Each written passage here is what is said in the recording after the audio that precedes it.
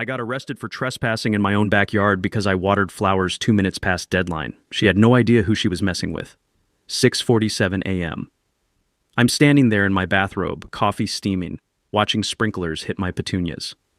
2 minutes past their insane watering window. That's when Cordelia lost her mind and called the cops. He's criminally trespassing during restricted irrigation hours. 3 patrol cars, sirens wailing, neighbors peeking out like I'm running a cartel, the sweet smell of wet flowers mixing with diesel exhaust and bureaucratic insanity. Sir, you're under arrest for criminal trespassing. Handcuffs clicking shut while I'm thinking. Lady, you have absolutely no clue what you just started. I'm Judge Bartholomew Sterling. And this little stunt of yours? It's about to backfire in ways you can't even imagine. Stick around because what happens next will blow your mind. What would you do? Drop your location. I need these crazy HOA stories. Let me back up and tell you how a retired judge ended up in handcuffs for watering flowers. I'm Bartholomew Sterling, Bart to friends. And after 30 years sentencing actual criminals, I thought retirement meant sleeping past sunrise and growing tomatoes without anyone timing my irrigation schedule with a stopwatch. My wife Miriam and I bought our dream home in Willowbrook Estates 6 months ago. Picture-perfect ranch house, manicured lawns, the kind of neighborhood where kids still ride bikes and neighbors wave from their porches. The smell of fresh mulch and new beginnings filled the air during our first week. I'd casually mentioned my background to a few neighbors over welcome casseroles and morning coffee. Most were thrilled. A real judge lives here now, Mrs. Penelope from next door had said, her weathered hands warm in mine. Finally, someone who understands justice. If only I'd known what was coming. Enter Cordelia Ashworth. Think of every power-drunk middle manager you've ever met, except she's elected herself dictator of a suburban neighborhood. Blonde hair shellacked into place, nails sharp enough to perform surgery, and a smile so fake it could be Exhibit A in a fraud trial. She lives in the corner mansion, naturally, and runs her real estate empire from a home office that overlooks half the street like a watchtower. Day 3 of retirement bliss. The click, click, click of designer heels on my driveway announces trouble. Cordelia appears with a clipboard thick as a phone book and violation notices already printed with my address. Welcome to Willowbrook, she chirps, thrusting papers at me. The overwhelming cloud of floral perfume that follows her could choke a horse. Just a few tiny violations to address immediately. Violations. On day 3. My crime? Planting tomatoes in my backyard. Actual food, growing in actual soil, on property I actually own. But according to Cordelia's twisted interpretation of the HOA covenant, only approved decorative plants were permitted in areas visible from community access points. Page 37 clearly prohibits unauthorized botanical installations, she explains, pointing to microscopic text buried deeper than Jimmy Hoffa. I tried reasoning, showed her section 4.2b about homeowner garden maintenance rights, explained my tomatoes were barely visible unless you climbed a ladder and used binoculars. I've been interpreting these rules for 8 years, judge or not, she snapped, saying judge like it was a communicable disease. Red flag number 1. Anyone who dismisses 3 decades of legal experience while wielding a clipboard has clearly never faced real authority. But I played nice. Ripped out my tomatoes, planted approved shrubs that cost triple and attracted 0 hummingbirds. Figured I'd keep the peace, be the good neighbor, pick my battles wisely. That's when the whispers started. Mrs. Penelope approached me at my mailbox, glancing around like she was passing state secrets. Judge Sterling, can I tell you something terrible? 2 years of living in terror. $500 in fines for Christmas lights installed 8 hours too early.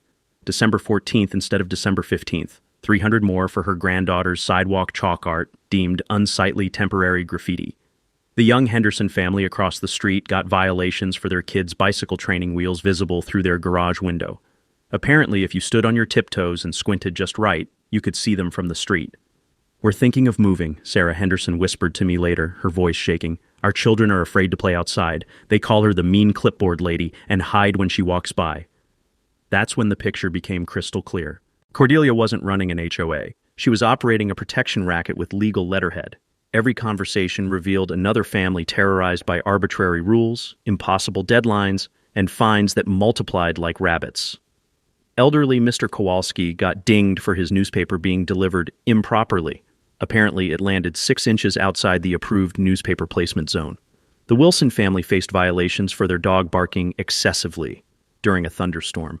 But here's what really got my attention.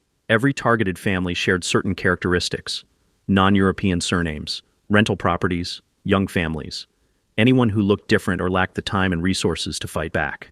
Cordelia had turned Willowbrook Estates into her personal fiefdom, using HOA rules as weapons against anyone who didn't fit her vision of suburban perfection.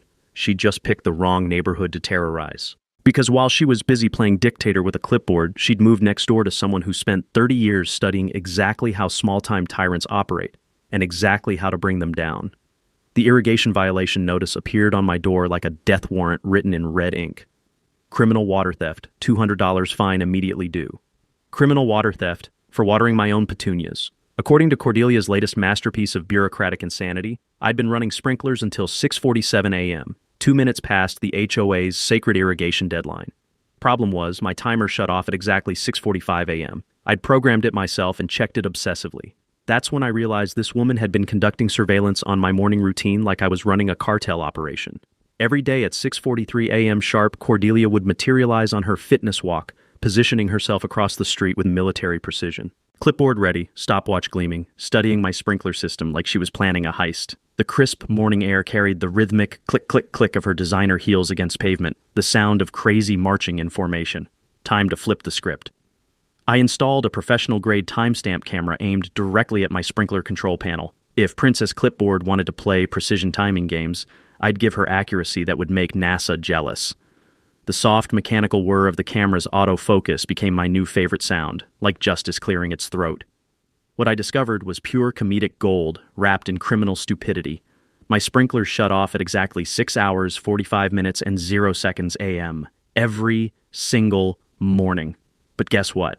Cordelia's expensive designer watch was running 3 minutes fast. She'd been documenting violations that existed only in her warped timeline, creating fictional crimes from thin air. But wait, it gets better. While I was gathering evidence of my own innocence, my camera caught something else. Whose sprinklers ran until 6:52 a.m. every morning?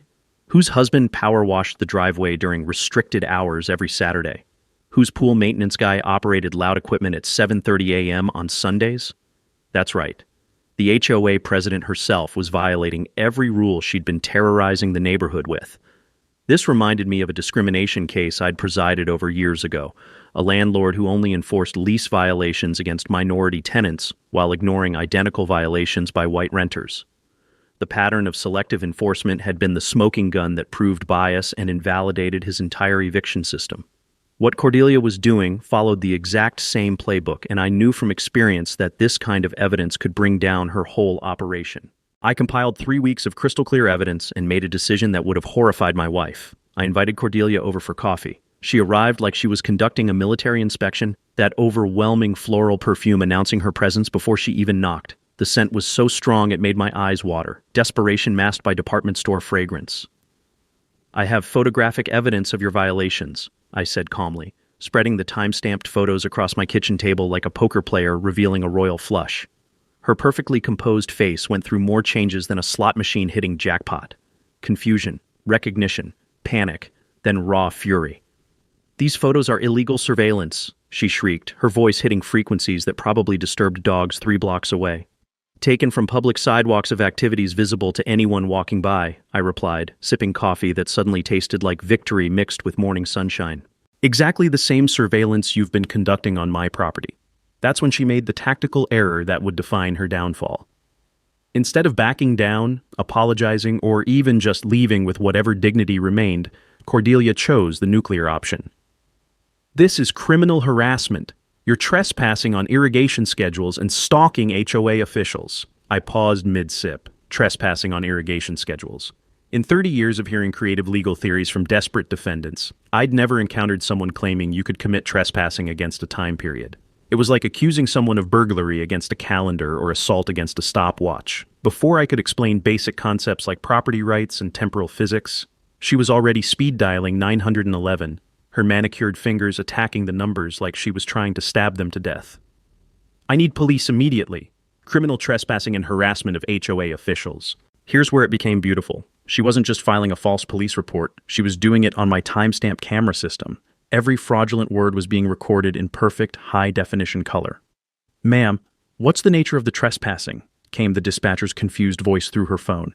"He's using water during prohibited irrigation times. That's theft of community resources." Long pause. I could practically hear the dispatcher's brain trying to process how someone trespasses on their own watering schedule. "Ma'am, Is the person on someone else's property? No, he's on his own property, but he's violating water usage schedules. Another pause. Irrigation disputes are civil matters, ma'am. We don't arrest people for watering their gardens. Cordelia's voice reached a pitch that could shatter crystal and probably registered on seismic equipment in neighboring counties. This is criminal. I'm the HOA president. I know what constitutes crimes. We'll send an officer to assess the situation. She slammed my kitchen phone down so hard my coffee cup jumped. Her nails scraped against my wooden table like claws on a chalkboard, leaving actual scratches in the finish. You think being a judge makes you untouchable? She hissed. I've controlled this neighborhood for 8 years. I have real connections, real authority. The gravel crunching in my driveway announced the patrol car's arrival. Through my window, I recognized Officer Martinez, someone I'd sworn in as detective just 2 years earlier. Cordelia straightened her blazer like she was preparing for battle. Now you'll see what real authority looks like. I smiled and took another sip of coffee. She had no idea she was about to become the star of her own arrest video. 2 weeks later, Cordelia struck with surgical precision. My daughter Jessica had come home for the weekend, bringing her boyfriend Marcus to meet us. They parked in the guest spot Friday at 7 p.m., planning to leave Sunday after brunch. Saturday morning, 8:20 a.m. sharp, another red violation notice slapped on my door like a declaration of war. Excess guest parking, 25-hour violation, $150 immediate fine, 25 hours. This psycho was now timing parking down to individual minutes, claiming the 24-hour rule meant midnight to midnight, not rolling periods. The morning air smelled like jasmine and impending legal warfare as I read this bureaucratic masterpiece. But here's what made my blood boil. While she was measuring my daughter's parking with atomic precision, Cordelia's mother-in-law's Buick had been squatting in her driveway for 6 straight days. Time for some detective work. I drove to the county recorder's office and pulled the original HOA covenant, the actual legal document, not Cordelia's fantasy interpretation manual. Section 7. 3C, clear as crystal. Guest parking permitted for periods up to 48 consecutive hours. 48 hours. She'd been cutting the legal limit in half and stealing money based on fictional timelines. This reminded me of a rental scam case I'd handled, a landlord who interpreted lease terms to justify bogus fees until tenants brought the original contracts to court. Same criminal playbook, different address. But while I was building my case, Cordelia was preparing her nuclear option. Monday brought a violation blitz that made D-Day look subtle. The Henderson family got dinged because their son's bicycle was visible through garage window during unauthorized storage. Mrs. Penelope faced a fine for her granddaughter's chalk art exceeding the 4-hour temporary decoration limit. Elderly Mr. Kowalski got cited because his newspaper landed outside approved delivery coordinates. The pattern was impossible to ignore. Every single violation targeted families with non-European surnames, renters, or households with children. Meanwhile, Cordelia's cronies violated rules with impunity. Then came the mini twist that changed everything. Thursday evening, my doorbell rang. Sarah Henderson stood there shaking, clutching a violation notice that made the others look reasonable. Judge Sterling, she whispered, tears streaming down her face. She's threatening to call Child Protective Services. The violation claimed their children's toys visible through windows constituted hazardous household conditions and improper child supervision. Cordelia was weaponizing CPS against a family whose only crime was having kids. That's when I realized this wasn't just HOA harassment. It was systematic persecution with government agencies as weapons. She said if we don't pay all outstanding fines immediately, she'll report us for child endangerment, Sarah sobbed. We can't afford it. We're talking about selling the house. The metallic taste of pure rage filled my mouth. Using false CPS reports to terrorize families crossed every legal and moral line imaginable. I called an emergency meeting with the other 2 board members that night.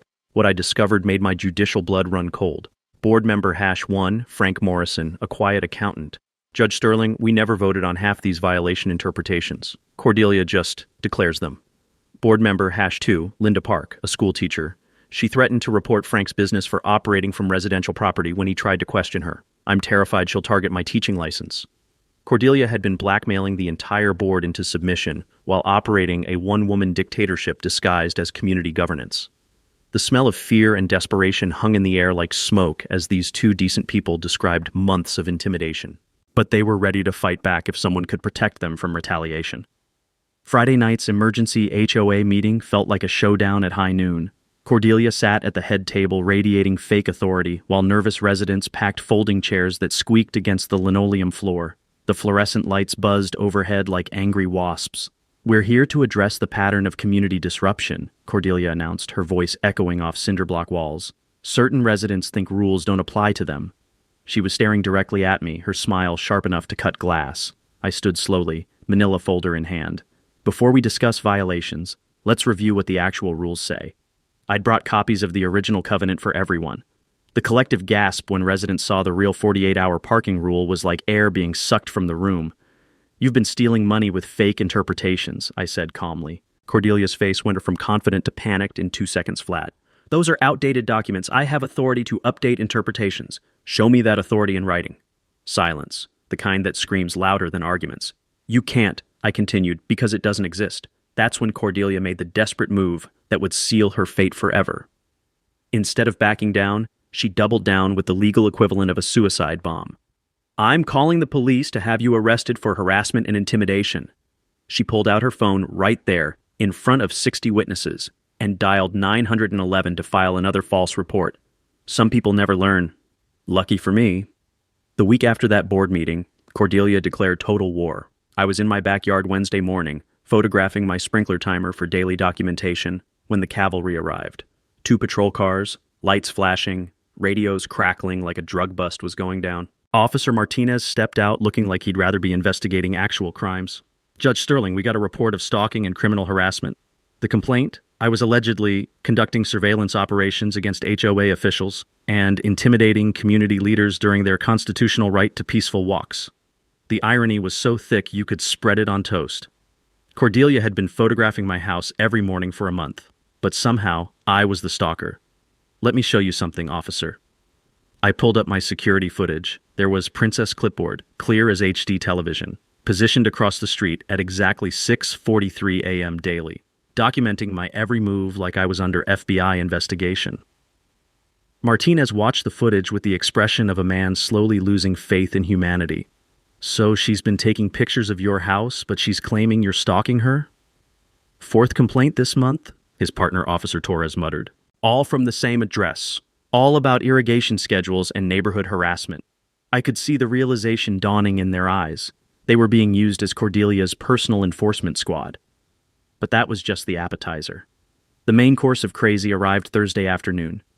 Mrs. Penelope appeared at my door pale as printer paper, her weathered hands shaking like autumn leaves. Judge Sterling, that woman came with immigration officers. They want to deport me. My blood pressure spiked into orbit. Immigration officers? She told them I run a legal business because granddaughter sells lemonade sometimes. They demanded citizenship papers, threatened to investigate whole family. The metallic taste of pure rage filled my mouth. Cordelia had weaponized federal immigration enforcement against an elderly naturalized citizen whose granddaughter occasionally sold lemonade for quarters. Mrs. Penelope, did you see official identification, government vehicles? No official car, regular sedan, but man seemed very serious, very scary. Something stank worse than garbage in August heat. Real federal agents don't investigate lemonade stands, and they definitely don't arrive in unmarked personal vehicles based on HOA complaints. I made some calls to contacts in federal law enforcement. What I discovered sent chills down my spine. No immigration investigation existed. No federal interest in Mrs. Penelope whatsoever. Cordelia had hired actors to impersonate federal agents and terrorize an immigrant family. That's conspiracy to impersonate federal officers, a felony that makes tax evasion look like jaywalking. But Friday brought the crown jewel of Cordelia's criminal stupidity. The certified letter arrived looking official enough to fool most people. Willowbrook Estates legal department in gold foil across letterhead that probably cost more than my monthly water bill. Inside, a cease and desist order demanding I stop illegal surveillance activities and systematic harassment of duly elected community officials. The letter threatened immediate criminal prosecution and civil damages exceeding $75,000. If I didn't comply within 24 hours. Here's the beautiful part. Willowbrook Estates didn't have a legal department. The return address traced to a UPS mailbox, and the attorney who signed it was about as real as unicorns. But impersonating a lawyer and sending fraudulent legal threats? That's multiple felonies gift-wrapped with a bow. Then came the mini twist that changed everything. My phone rang at 9 p.m. Officer Martinez's voice carried exhaustion mixed with barely controlled anger. Judge Sterling, we need to talk. Unofficially, can you meet me tomorrow morning? Saturday, 7 a.m., corner booth at Danny's Diner. The smell of bacon grease and institutional coffee filled the air as Martinez slid a manila folder across the Formica table. She's filed 12 complaints in 3 weeks, he said, opening the folder like it contained radioactive material.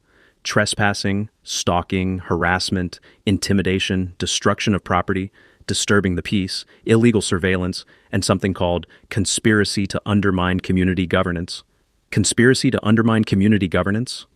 Yeah, I made the same face. But here's where it gets interesting. He pulled out another document. We ran a full background check. Your HOA president isn't just crazy, she's connected. The report showed Cordelia's business partnerships with a private investigation firm, a debt collection agency, and something called Community Compliance Solutions, a company that specialized in HOA enforcement and resident intimidation. Judge, I think you're dealing with professional fraud, not just neighborhood politics. She's been running a systematic harassment operation using multiple shell companies. That's when the real bombshell dropped.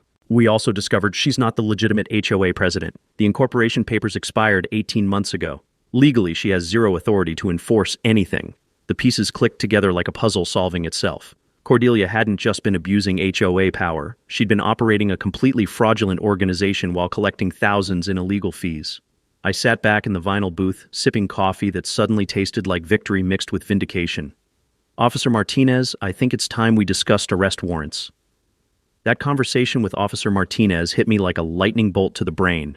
If the HOA incorporation had expired, every single thing Cordelia had been doing wasn't just wrong, it was criminal fraud.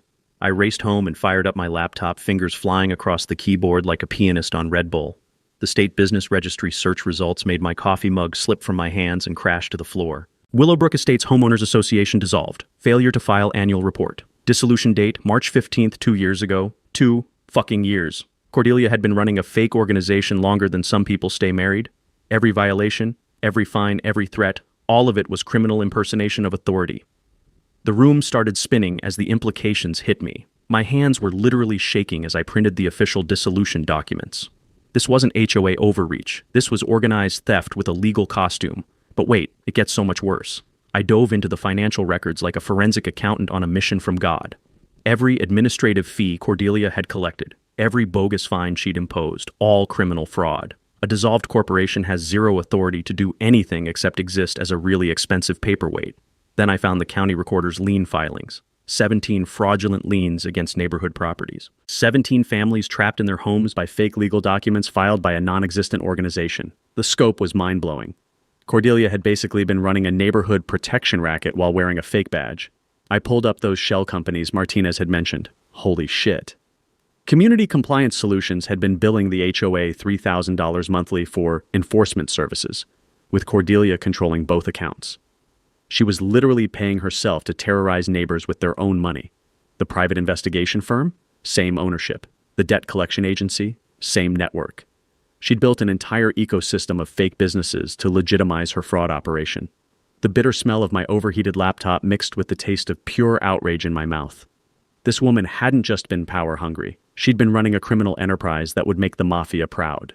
But here's the beautiful irony. Her desperate escalation had handed me evidence of federal crimes. Impersonating federal agents, filing false police reports, operating dissolved corporations for profit, and, my personal favorite, conspiracy to defraud elderly residents. Every morning I'd watched her march around with that clipboard. She'd been committing felonies. Every violation notice was criminal fraud. Every threatening phone call was extortion by someone with zero legal authority. I started laughing, actually laughing out loud in my empty kitchen. Cordelia had been so busy playing dictator that she'd forgotten to check if her dictatorship actually existed.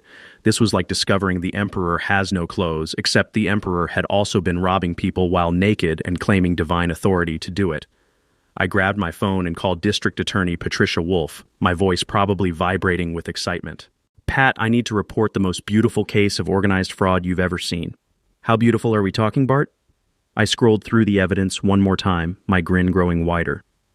A fake HOA president who's been running a dissolved corporation for 2 years, collecting fraudulent fees, filing bogus liens, and threatening residents with non-existent authority.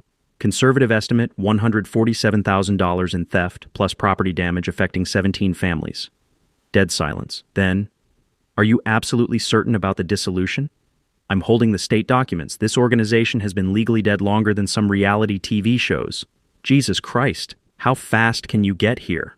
As I loaded documents into my briefcase, the same one I'd retired 6 months ago, One final realization hit me like a champagne cork to the forehead. Every time Cordelia had called police about my violations, she'd been filing false reports while impersonating a government official. She'd been committing multiple felonies just to hassle me about watering flowers. The woman had built her own legal gallows and handed me the rope. Time to spring the trap. The DA's office that Saturday morning felt like the nerve center of a revolution. Patricia Wolfe spread my evidence across her conference table like a general planning the siege of a corrupt kingdom, her coffee growing cold as she absorbed the beautiful scope of Cordelia's downfall. "Holy shit, Bart," she breathed, holding up the state dissolution documents. "She's been running a ghost organization for 2 years. This is criminal fraud wrapped in suburban respectability.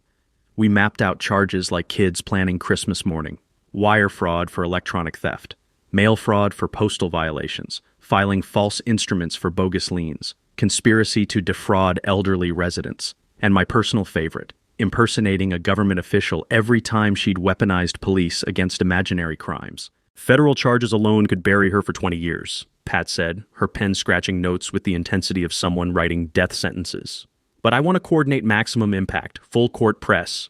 First mission, freeze her money before she could disappear to Costa Rica. Pat filed emergency asset seizure orders faster than Cordelia could say administrative fees. Every shell company account, every fraudulent collection, locked down tight. But here's where it got fun. Victim coordination turned into a neighborhood uprising. My phone buzzed constantly as word spread through Willowbrook Estates like gossip at a church picnic. Mrs. Penelope arrived Monday evening carrying a shoebox that looked like it contained state secrets. "I kept everything," she said, spreading 2 years of violation notices across my kitchen table. Something felt wrong from beginning. In my country, we document suspicious authority. The papers told a story of systematic theft disguised as community service. $2,847 in payments to an organization that legally died before her granddaughter was born. The smell of jasmine tea mixed with righteous anger as Mrs. Penelope realized she'd been scammed by a suburban con artist. Tuesday brought the Henderson family, Sarah clutching evidence like sacred relics. 17 violations totaling $1,200 for the crime of having children who own toys and bicycles. "My kids hide when they see her coming," Sarah whispered, tears making the violation notices blur. "My 8-year-old asked if we're going to prison because our garage looks messy." By Wednesday, my dining room resembled a forensic accountant's fever dream. Spreadsheets tracking every fraudulent transaction, timeline charts showing ethnic targeting patterns, and witness statements that painted Cordelia as a predator with a clipboard. The smoking gun came from Frank Morrison, the terrorized board member who'd been keeping secret records like a resistance fighter. "She threatened to destroy my accounting business if I questioned her interpretations," he admitted, his precisely organized documentation proving years of illegal board manipulation. I was paralyzed by fear of financial ruin. But the technical strategy was where things got delicious. We'd carpet bomb every regulatory agency with jurisdiction: State Attorney General for consumer fraud, Federal Trade Commission for deceptive practices, Department of Housing for discrimination, IRS for unreported criminal income. The media coordination made my retired prosecutor heart sing. Pat introduced me to investigative reporter Sarah Kim, whose eyes lit up like slot machines hitting jackpot. Elderly victims, fake authority, suburban corruption, and a retired judge's revenge? Sarah practically purred. "This is Emmy-nominated television gold. When do we roll cameras?" Perfect timing required surgical precision. Arrests coordinated with maximum media exposure to warn other communities about HOA fraud. Nothing motivates reform like perp walks on primetime news. I spent Thursday creating the Citizen's Guide to HOA Fraud Detection. Simple steps any homeowner could follow. Check state business registry for current incorporation. Demand annual financial reports. Verify board election procedures. If your HOA can't provide documentation, you're being scammed. The neighborhood canvass continued like a door-to-door revival meeting. The elderly Polish couple from Oak Street brought evidence of $900 in architectural violations for painting their door the wrong shade of blue. "She made us apply 3 times for color approval," Mr. Kowalski explained, his accent thick with outrage. "Each application cost $50. Each rejection came with additional fines." Friday's final evidence delivery made everything click into place. Linda Park, the terrified teacher, arrived with recordings that would make prosecutors weep with joy. "I recorded her threatening phone calls," Linda whispered, producing a device that looked like spy equipment. She actually laughed about the expired incorporation, said residents were too stupid to check legal status. Those recordings captured Cordelia admitting criminal fraud while mocking her victims. Pure prosecutorial gold, gift-wrapped with her own arrogance. The final tally was staggering. $89,000 stolen from 43 families over 2 years. Systematic targeting of immigrants, elderly residents, and young families. A criminal enterprise disguised as community governance. Saturday morning brought the call I'd been waiting for. Pat's voice vibrated with excitement. Grand jury indictment approved. 12 felony counts. Federal prosecutors adding RICO charges for organized fraud. Arrest warrant signed and ready. When do we spring the trap? Monday morning. Right before that HOA meeting you've been promoting to the neighborhood. The irony was perfect. Cordelia's final performance as fake HOA president would be interrupted by real law enforcement with actual authority. I hung up the phone and smiled. After 30 years of watching justice work slowly, this felt like Christmas morning wrapped in legal vindication. The week before our planned takedown, Cordelia transformed from neighborhood dictator into full-blown criminal mastermind. Like a rabid animal backed into a corner, she became more vicious and infinitely more stupid with each passing hour. Monday morning's surprise nearly made me choke on my coffee. Anonymous flyers littered every doorstep like propaganda from a banana republic. Protect your community from judicial corruption, screamed across the top in blood-red letters. The flyers claimed I was using retired judge privileges to terrorize legitimate community governance and destroy property values through frivolous legal warfare. They urged residents to report any contact from me to a community safety hotline. I dialed the number out of curiosity. Cordelia's voice answered, "Willowbrook Protection Services, how can we help you stay safe?" She'd created a fake crisis hotline to turn my neighbors into informants. The woman was operating her own suburban Stasi network. Tuesday's escalation made the flyers look like love notes. I woke up to find my security cameras murdered. Lenses spray-painted black, cables cut with surgical precision. The acrid smell of fresh paint mixed with morning dew created an industrial stench that made my nose burn. Within 2 hours, a violation notice appeared like magic. Malfunctioning security equipment, $500 immediate fine. The breathtaking audacity was almost admirable. She'd vandalized my cameras, then fined me for having vandalized cameras. But my hidden backup system had recorded her husband creeping around my property at 3:17 a.m. with wire cutters and spray paint. That's destruction of evidence, criminal conspiracy, and trespass. Cordelia was collecting felonies like Pokemon cards. Wednesday brought nuclear-level desperation. A process server delivered what looked like an official restraining order. Fake court letterhead, fictional case number, forged signatures. The document ordered me to cease harassment activities and maintain 500-foot distance from HOA officials. One tiny problem: the issuing judge had been dead for 3 years. I called Pat immediately. She's forging court documents using deceased judges' names. Sweet Jesus, Bart, she's committing federal crimes faster than we can type the warrants. But Thursday evening delivered the mini twist that sealed her fate. Frank Morrison appeared at my door pale as printer paper, clutching a manila envelope like it contained radioactive material. "Judge Sterling, she tried to buy me," he whispered, his voice shaking like autumn leaves. $5,000 cash to sign a sworn statement accusing you of criminal threats. Inside, a pre-written affidavit claiming I'd been intimidating board members, tampering with witnesses, and conspiring to destroy community stability. Complete fiction, but notarized and ready for court filing. She said if I refused, she'd report my wife's home daycare for unlicensed operation, Frank continued, sweat beading on his forehead despite the cool evening air. She has photos of neighborhood kids in our backyard, claims it's evidence of commercial child endangerment, attempted witness bribery, extortion using family threats, manufacturing false evidence. Cordelia was building her own legal gallows, one crime at a time. Friday brought the masterpiece of criminal stupidity that proved she'd completely divorced reality. At 6 a.m. sharp, a black SUV with movie villain tinted windows parked across from my house.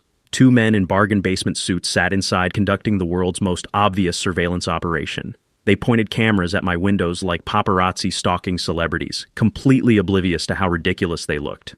When I approached with my phone recording, they peeled out like bank robbers fleeing a heist, but not before I captured their license plate and crystal clear facial shots.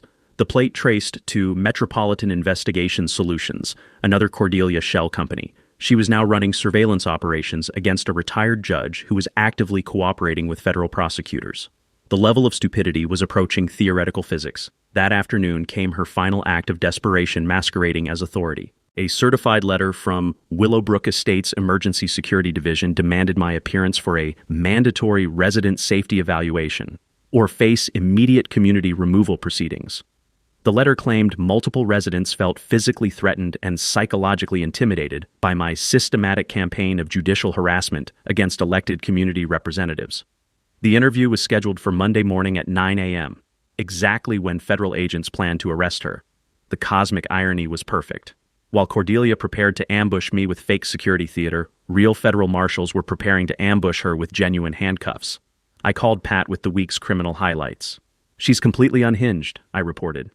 "Property destruction, document forgery, witness bribery, illegal surveillance, and now fake security tribunals. Absolutely beautiful," Pat purred with prosecutorial ecstasy. "Every crime adds years to her sentence. She's gift-wrapping her own conviction. Ready for Monday's grand finale? Federal task force assembled, media positioned for maximum coverage. Arrest warrants signed in triplicate. Judge Sterling, this will be the most satisfying Monday morning in law enforcement history." The smell of Cordelia's desperation hung in the evening air like smoke from a dumpster fire. She'd evolved from clipboard tyrant to criminal mastermind in her own delusional universe. Monday would introduce her to actual reality with the gentle touch of federal restraints. The weekend before Monday's showdown, Cordelia transformed into a suburban Shakespearean villain, equal parts dangerous and utterly delusional. Saturday morning brought her Hail Mary media play. She'd contacted Channel 12 with an exclusive tip about judicial corruption, claiming a retired judge was weaponizing courthouse connections to terrorize innocent community leaders. The reporter did something Cordelia hadn't expected: actual journalism. One phone call to the DA's office revealed I was the star witness in an ongoing federal fraud investigation. The story flipped faster than a pancake. Suburban HOA president under federal investigation for systematic fraud. Cordelia's reputation assassination attempt had backfired so spectacularly it probably showed up on NASA satellites, but Sunday delivered her magnum opus of criminal theater. Emergency community safety meeting, mandatory attendance, screamed from expensive flyers that appeared on every door by noon. The cardstock was so thick it could stop bullets, and the fake governmental seals looked like they'd been designed by someone who'd never seen actual government documents. The meeting claimed multiple families reported feeling physically terrorized by my systematic campaign of judicial intimidation and surveillance warfare. The beautiful irony? While Cordelia manufactured fake emergencies about me, actual federal agents were conducting real surveillance on her criminal enterprise. I couldn't resist attending this theatrical masterpiece. For pure entertainment value, it promised to beat anything on Netflix. The community center that evening felt like a cross between a cult meeting and a war crimes tribunal. Folding chairs arranged in perfect military rows, a podium that looked suspiciously like stolen courtroom furniture, and lighting dramatic enough to film a horror movie. Cordelia had recruited expert witnesses, 3 people in polyester suits who looked like they'd been hired from a community theater's reject pile. The smell of cheap cologne mixed with nervous sweat created an atmosphere thick enough to cut with a knife. "Ladies and gentlemen," Cordelia began, her voice echoing off cinder-block walls with the authority of someone channeling Mussolini, "we face an unprecedented assault on our community's safety and democratic governance." The presentation was pure propaganda art, professional slides showing my house from every angle, photos of my security cameras labeled illegal surveillance apparatus, pictures of me talking to neighbors titled systematic intimidation activities. The beautiful part? My hidden backup cameras were recording her entire performance in courtroom quality HD. "This individual has weaponized his former judicial position to conduct psychological warfare against legitimate community leadership," she announced, pointing at blown-up photos like a prosecutor presenting murder evidence. Her 3 experts delivered testimonials that would have made conspiracy theorists proud. My behavior patterns indicated sociopathic tendencies and escalating potential for community violence. Every ridiculous word was being preserved for federal prosecutors. But here's where Cordelia's desperation achieved Olympic-level stupidity. She produced sworn affidavits from residents documenting specific incidents of my threatening behavior. Names I recognized immediately: Mrs. Penelope, the Henderson family, Frank Morrison, all people actively helping me build the case against her. She'd forged their signatures on statements accusing me of the exact crimes she'd been committing: document forgery, identity theft, false witness statements. Cordelia was apparently trying to set a federal crime speed run record. "Based on this overwhelming evidence," she announced with courtroom drama, "I'm filing emergency protective orders and demanding immediate law enforcement intervention." Then came the mini twist that sealed her fate forever. She pulled out her phone and dialed 911 right there, in front of 60 witnesses, while my cameras captured every federal crime in real time. "Emergency dispatch, I need immediate police protection from criminal judicial intimidation," she said, her voice hitting frequencies that probably confused dogs 3 neighborhoods away. "Ma'am, what's the nature of the threat?" came the dispatcher's increasingly familiar voice. "A corrupt retired judge is conducting psychological warfare using legal harassment and surveillance terrorism against elected community officials." The pause was so long I could hear the dispatcher's brain trying to process this latest episode of the Cordelia Show. "Ma'am, are you reporting actual physical threats?" "This is physical. He's using judicial corruption to undermine democratic community governance. This is domestic terrorism." Another pause. "Ma'am, we've received 14 complaints from your address about civil disputes. Unless someone is brandishing weapons, this belongs in civil court." Cordelia's face cycled through more colors than a broken traffic light. She slammed the phone down and whirled to face the room of increasingly horrified residents. "This proves the corruption," she shrieked, spittle flying from her lips. "The entire judicial system is protecting their criminal conspirator." The smell of her desperation mixed with overwhelming perfume created a toxic cloud that made people literally lean away from the podium. That's when I stood up, walked calmly to the front of the room, and delivered the line I'd been rehearsing all week. "Cordelia, before you file any more false reports, maybe the community should know that your organization has been legally dead for 2 years." The look of absolute terror that flashed across her face was worth every moment of harassment, every fraudulent fine, every sleepless night. Monday morning was going to be beautiful. Monday morning felt like the Super Bowl of suburban justice. The community center buzzed with electric anticipation as residents packed every available seat, 127 people crammed into a space designed for 80, with late arrivals standing against walls like they were witnessing history. In the back corner, investigative reporter Sarah Kim positioned her camera crew with the stealth of seasoned war correspondents. The smell of stale coffee mixed with nervous energy and the faint scent of impending vindication. Cordelia made her grand entrance at exactly 9 a.m., strutting to the podium like she was accepting an Academy Award instead of walking into a federal trap. Her designer suit probably cost more than most residents' annual HOA fees. Ironic, considering those fees were stolen money. "Good morning, residents of Willowbrook Estates," she announced, her voice dripping with fake authority that echoed off cinderblock walls. "Today we eliminate the cancer threatening our community's safety and prosperity." She launched into a theatrical performance that would have impressed Broadway producers. Charts showing my surveillance activities. Photos of my intimidation campaign. A PowerPoint presentation titled "Protecting Democracy from Judicial Corruption." Some individuals believe their former positions place them above community law, she declared, pointing at me like I was personally responsible for every neighborhood problem since the invention of suburbs. But no one, not even corrupt retired judges, can terrorize your elected representatives. The crowd shifted uncomfortably. Word had spread about our evidence gathering, and smart residents sensed they were about to witness something unprecedented. "Before we proceed with emergency protective measures," Cordelia continued, her smile sharp enough to perform surgery, "I demand this troublemaker publicly apologize for his systematic harassment of your Democratic leadership." She pointed directly at me with prosecutorial drama. "Judge Sterling, stand and address the community you've been terrorizing." The moment of truth had arrived. I stood slowly, evidence folder in hand, and walked to the podium with the calm confidence of someone holding evidence that could topple governments. "Before I address anything," I said, my voice carrying to every corner of the packed room, "the community deserves to know something critical about this organization." I held up the state dissolution documents like the Constitution itself.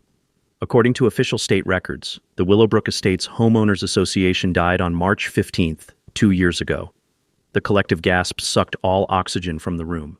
Heads whipped around, voices exploded, and Cordelia's face cycled through more colors than a broken slot machine.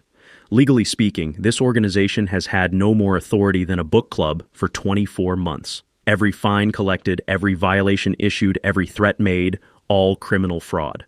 That was my mic drop moment. The room erupted like a volcano of righteous anger. "Those documents are fabricated lies," Cordelia shrieked, her voice hitting frequencies that probably cracked windows. "He's manufacturing evidence to destroy legitimate governance." "Anyone can verify this on the State Business Registry website," I replied calmly, while half the room was already pulling out phones to fact-check in real time. Mrs. Penelope rose like an avenging angel, her voice trembling with 2 years of suppressed fury. You stole $2,847 from my family. Money for my granddaughter's education. Sarah Henderson jumped up, tears streaming. You terrorized our children while robbing us blind. The crowd's anger reached nuclear levels. Residents were standing, shouting, demanding answers from a woman who'd systematically destroyed their peace and stolen their money. Cordelia frantically pounded her gavel like she was trying to beat it to death. This meeting is illegal. I'm calling federal authorities. The irony was perfect. Federal authorities were already here. The community center doors burst open simultaneously from 3 entrances. FBI agents in tactical gear flooded in like they were raiding a terrorist cell. IRS criminal investigation officers followed, their presence adding federal tax evasion to Cordelia's growing list of problems. The lead agent, a woman who looked like she could bench press a small car, approached the podium with handcuffs already gleaming in the fluorescent light. Cordelia Ashworth, you're under arrest for wire fraud, mail fraud, filing false instruments, conspiracy to defraud consumers, and operating a dissolved corporation for criminal purposes. The mechanical click of handcuffs closing around Cordelia's wrists was the most beautiful sound I'd heard since my retirement party. You have the right to remain silent. Anything you say can and will be used against you. Cordelia's final performance was screaming about constitutional violations and federal conspiracies while being perp-walked past 127 residents, recording her downfall in high-definition glory. This is illegal persecution. I have democratic authority. You can't arrest elected officials. Ma'am, the agent replied with deadpan precision, you're an unelected criminal operating a fake organization. As federal vehicles disappeared down the street with their handcuffed cargo, the community exploded in celebration that probably registered on seismic equipment 3 counties away. Frank Morrison approached the podium, tears of relief streaming down his face. Judge Sterling, what happens to our stolen money? Full restitution with statutory interest, I announced. Every fraudulent penny returned to its rightful owners. The applause lasted until the news crews finished filming and the last federal agent left the building. A neighborhood had been liberated from a 2-year occupation by bureaucratic terrorism. The legal aftermath was swift and beautiful.